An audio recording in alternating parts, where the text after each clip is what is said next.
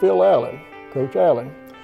He ultimately hired Coach Landers, and he brought this skinny kid in here and come to me and said, "Kench, I need some help. I need a personal favor." He said, "We got this young coach we're hiring.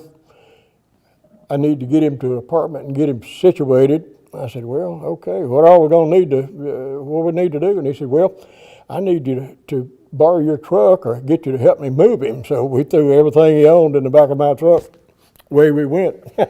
One thing Coach was always great about doing is before every home game, we had our little our own locker, of course, and then we each had our stools, and on our own stool that had our name on it, he always brought a encouraging poem, story, just words of inspiration, and that's one thing it has always stuck with me. In fact, some of those Coach Landers I have shared with our high school team when I was asked to give a pep talk to them several times, so it carries on. But the one biggest thing our last year that we made it in our regional championship, and this was our program there, and he personally signed each one of our programs before the games, and that was pretty special. And we almost made it to Overland, Kansas, and I kept the T-shirt. So. We had played in a tournament, and I'm not sure if it was Cleveland State or somewhere down I-75. We were driving home, we'd won second place, and he pulled over on the side of the road, and nobody knew what he was going to do. And he got out, took the trophy, second place trophy, and threw it into the river. He said, "If we can't have first place, we're not having one." So that was a silent ride home. Andy, I was only his secretary for maybe 6 months. And then he interviewed at Georgia. And my claim to fame from that is that I typed his resume.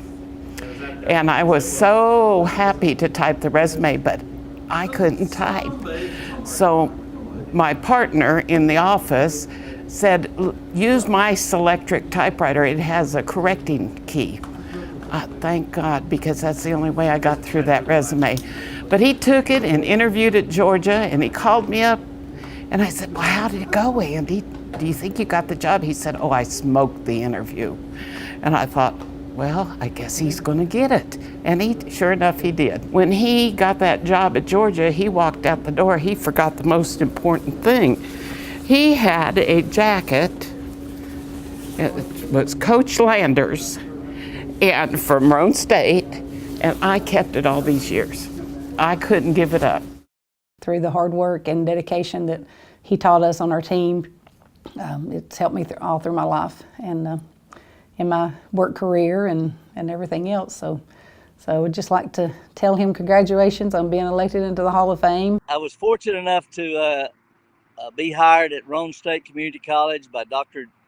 Kyler Dunbar, and Phil Allen was the athletic director. We started that year, it was my sophomore year, with T-shirts, and the T-shirts had Roane State, State of Tennessee, and Roane State on the front, and the state of Mississippi on the back with San Antonio, which is where the national tournament was held, and there was a line drawn on the T-shirt across our shoulder and down, and basically he set the tone right on the first day. This is what our goal is, we're going to get there. And we kind of kept focused all year long on that. We only lost 2 games that year, first one and the last one. And we were talented, but everybody decided they would do what their role would be, and we did it. They both were very well dressed. They would start out with a suit and a vest and a tie, and very quickly into the game, the jacket would come off. And then it wasn't long before the vest would come off, and then loosen the tie. But Jim took his jacket off one time, and he had their meal money in his coat pocket, and the money went flying everywhere.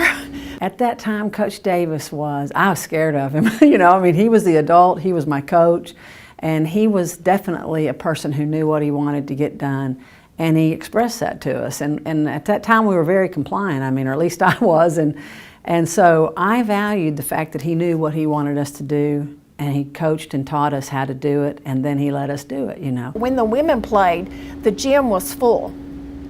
and a group of baseball players. They call themselves the bleacher creatures, and they would sit down in the lower section, and they were the best cheerleaders. I got a phone call on Sunday morning saying that the Lady Raiders had won the national championship, and so we quickly were trying to figure out what we can do to help them celebrate and to help celebrate the occasion. On the way back, we had half of Roane County at the county line asking us to pull the bus off.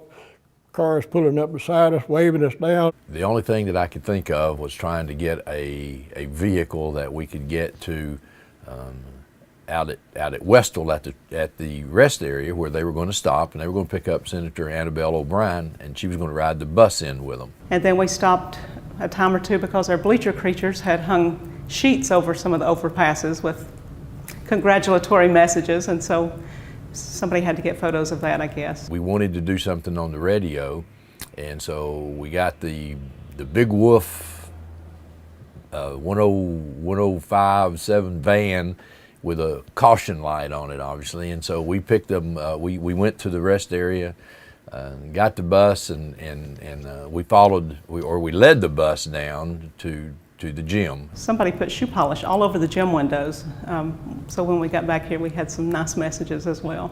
It was actually the first national championship in women's basketball in the state of Tennessee.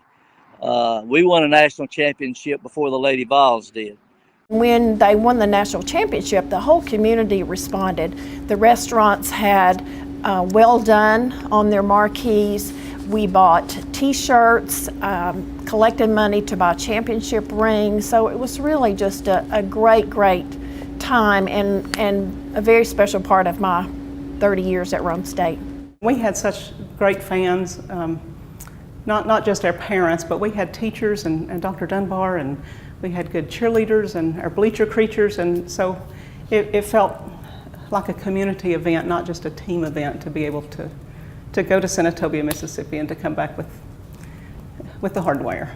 Dr. Dunbar was an avid supporter of all the athletic departments, but in the women's basketball heyday, he was one of the loudest cheerleaders. You could not believe how proud Dr. Dunbar was.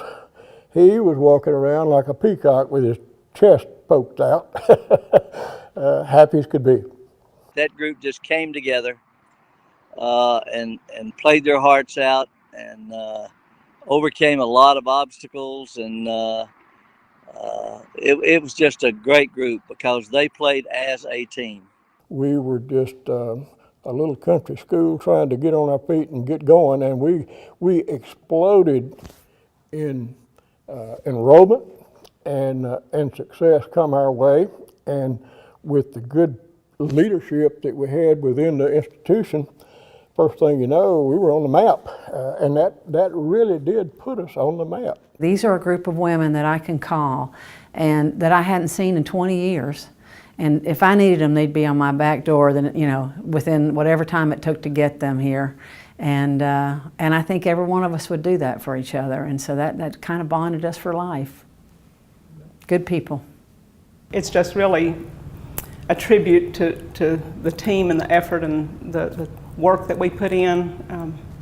Even for those that don't start in the national championship game, you've had to do a lot of work to get to that place. And so it's a real honor, and to get to see Coach Davis again is a pretty cool thing. You know, Andy Landers goes from Roane State to Georgia in the SEC, and he maintains a very nice, healthy head of hair. Jim Davis went to the ACC and lost all of his hair. So the pressures must be greater in the ACC than the SEC. I just feel blessed that Roane State is starting a Hall of Fame, and it means more to me that Coach Landers, who has been my best friend in coaching for a number of years, he was responsible probably for me getting the Roane State job. He was responsible for me getting probably the Clemson job.